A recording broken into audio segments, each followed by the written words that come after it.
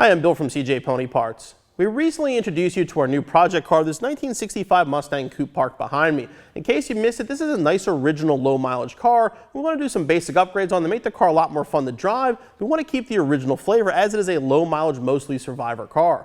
So far, we upgraded our leaf springs to a new set from Scott Drake and replaced the 13-inch wheels and tires with a 15-inch set of legendary wheels wrapped in BF Goodwrench tires. The next system we want to try is the brakes. The brakes in this car are absolutely terrible. We plan on going through the entire system, but the first thing we're going to do is convert to a dual bowl master cylinder, and while we're there, we can convert to power brakes as well. This dual bowl power brake conversion kit is available exclusively here at CJ Pony Parts and provide all the parts necessary to convert your 65 through 66 Mustang with automatic transmission to power brakes with a dual bowl master cylinder. It includes the master cylinder itself, a proportioning valve distribution block, lines brackets, and again this booster here. The nice thing with going to a dual bowl conversion is you get rid of the single bowl master cylinder. The single bowl is a safety upgrade because if you do lose a brake at any four corner, you're losing your entire braking system. So like we said, the goal of this car is to make it more fun and safer to drive. The dual bowl is going to make it safer, and the power brakes just make it a much nicer driving car. With this installation, the kit's going to provide just about everything you need. There are a couple things that are vehicle specific though, so just watching the video from start to finish, make sure you have all the parts before you begin the installation.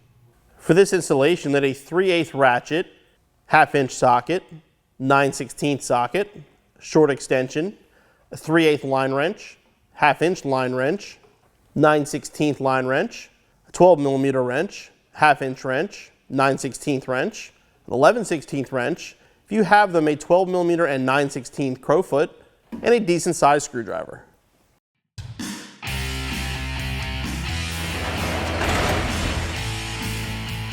This installation can be done on the ground without lifting the car up in any way at all. Most of your work's going to be underneath the hood. There will be some work underneath the dash as well. And there's some places where an extra set of hands will really come in handy. I should mention the kit that we have is designed for a 65 through 66 with front disc and rear drum brakes. In the case of our 65 here, we do not have discs in the front yet. That is our next installation, which is why we're doing the brake booster first, and then we'll follow up with the disc brake video in the future. We're going to start by prepping to remove our factory master cylinder. This line here is kind of ugly, but we're not going to worry about that. We're going to move it down the distribution block instead. Remove the two lower lines and the rear line, unbolt these three. This one can stay connected. Let's pull the whole thing out together.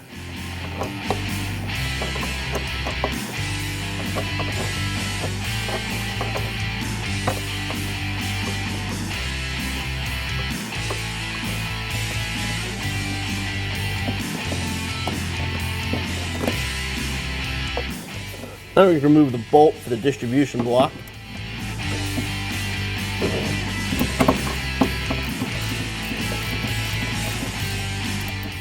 While I'm disconnecting the lines under the hood, RK's under the dash, disconnecting the push rod from the pedal.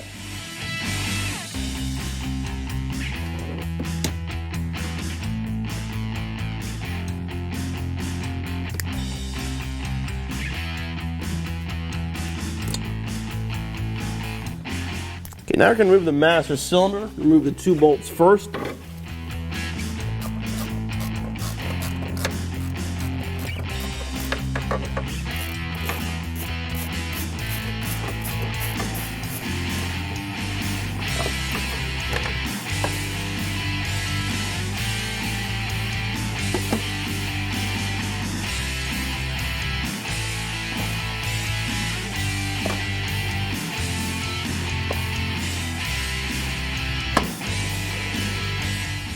Now we can remove the two upper bolts from the bracket.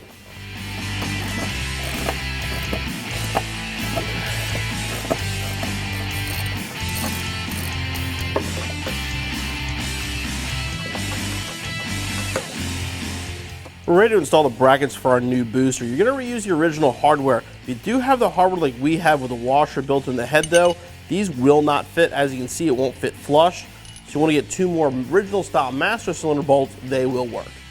If you're not sure what size it is, we've got new hardware, it's going to be a 3/8 16. You want to install the brackets with the orientation shown here. You want the U of the bracket to face the outside away from the booster, and this longer stud part will be facing down.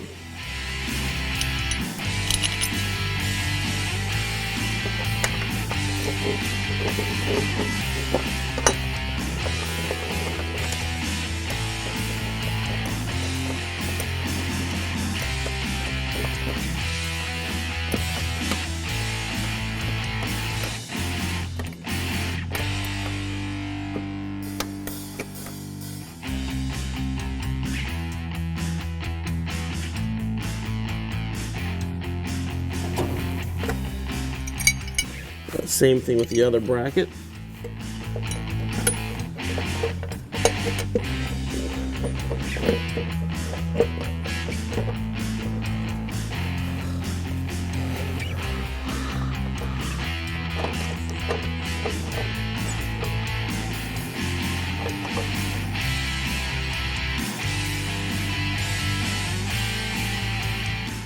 Okay, as if those bolts weren't challenging enough, now we got to mount the booster to the bracket.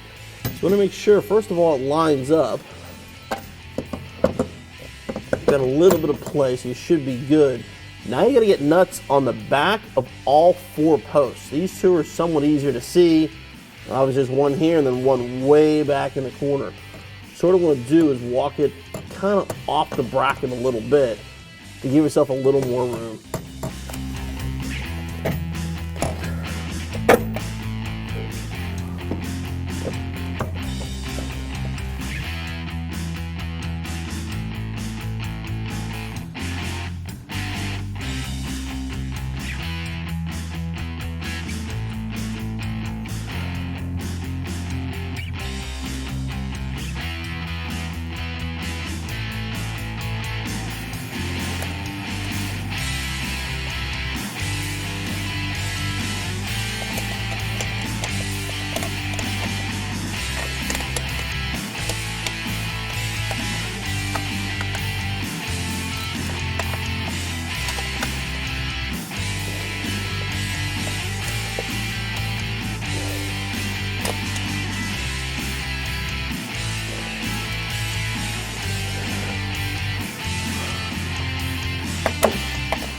The next part of the installation is going to require a little assembly work and a little fabrication work as well. What we need to do is take the combo valve, which is your proportioning valve and distribution block, bolt it to the bracket with the master cylinder, and get an idea how we're going to have to bend the original lines to get them to bolt up to this.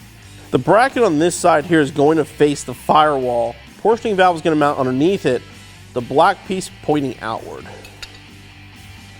You want to make sure the proportioning valve, the black end's facing out, and it's mounted completely underneath the bracket. There's a couple different places it will fit. This is the only way the line's going to come close to lining up though.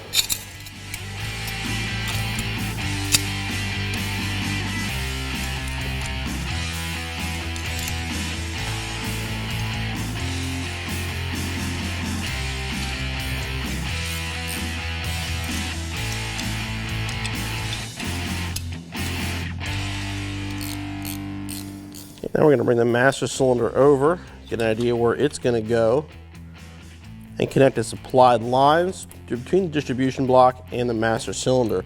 These are going to cross basically like this once they're installed.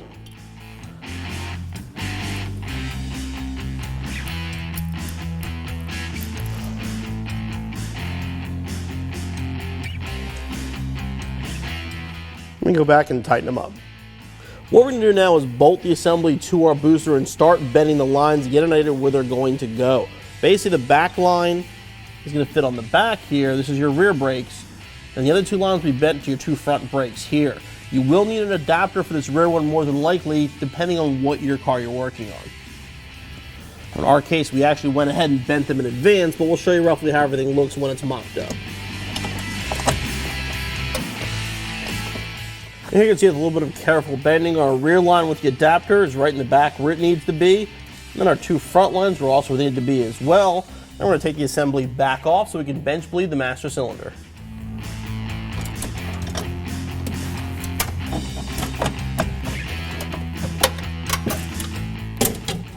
Next, we got to bench bleed the master cylinder before our final installation. There's a couple ways to do this. There is a kit included. My favorite way though, just to plug the 2 ports. We're going to fill it up with fluid.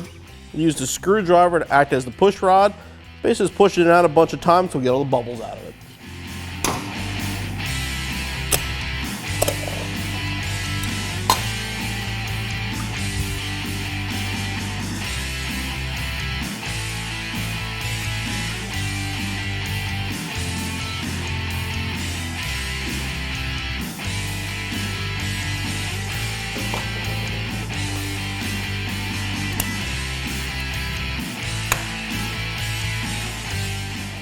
With the master cylinder bled, we're ready to assemble it on the car. Now you notice we took the proportioning valve off the bracket. The reason being is to get the proportion valve connected to the brake lines to be able to get the wrenches in there. This is the easiest way to do it.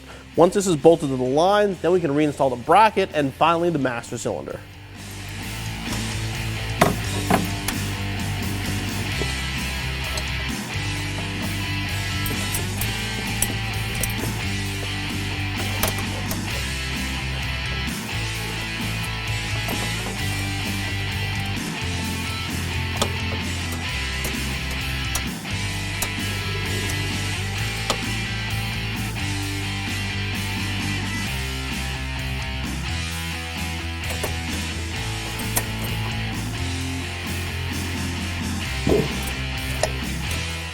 Now we're going to put the plate back into place.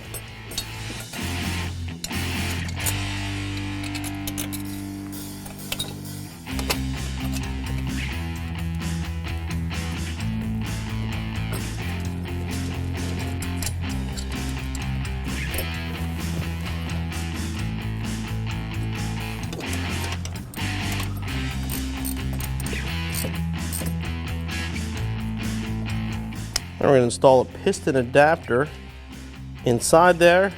Now we can mount the master cylinder to our bracket.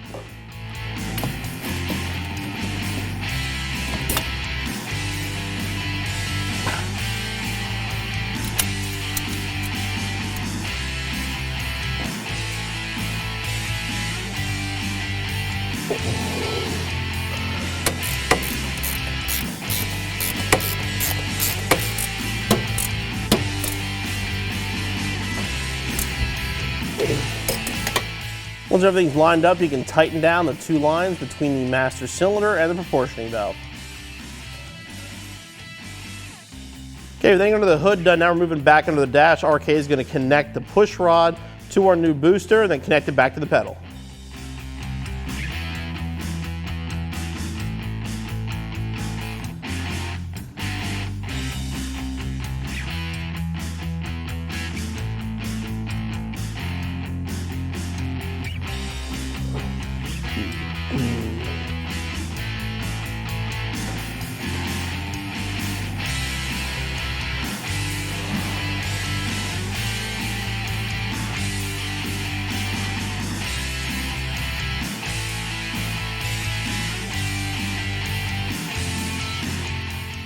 Now you want to check your brake lights to make sure they're working properly with the new switch and the new push rod installed.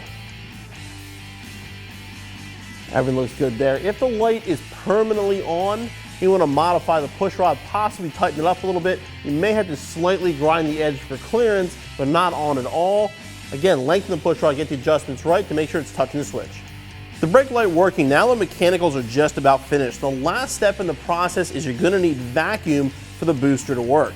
You need a minimum of 15 inches of vacuum for the brakes to work properly. A stock engine is going to give you 17 to 18, so no problems there. If you have a heavily modified engine, there are other ways to create vacuum, but right now you have to find a good vacuum source. We're not going to go into detail with this part because basically every engine couldn't be different as far as where you can draw vacuum from. In our case, we grabbed a factory piece from an earlier Mustang, bolted it to our manifold, and we're going to grab vacuum there. Start by connecting to the check valve on the booster. You want to make sure the hose you're using is a tight fit. You don't want it to be loose. And we'll connect over on the engine side. At this point, our installation is basically finished. What you'll want to do next, bleed the brakes, which we've shown you before. We're not going to bore you with the details there. Again, start with the bleeder furthest from the master cylinder, work your way forward, and your installation is finished.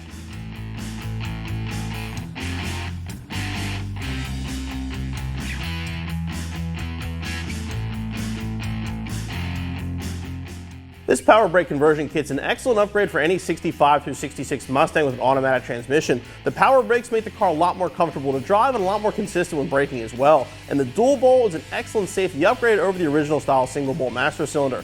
It is a somewhat tedious installation in a lot of small areas you're working in. Figure probably about 4 to 5 hours. Be back on the road in no time.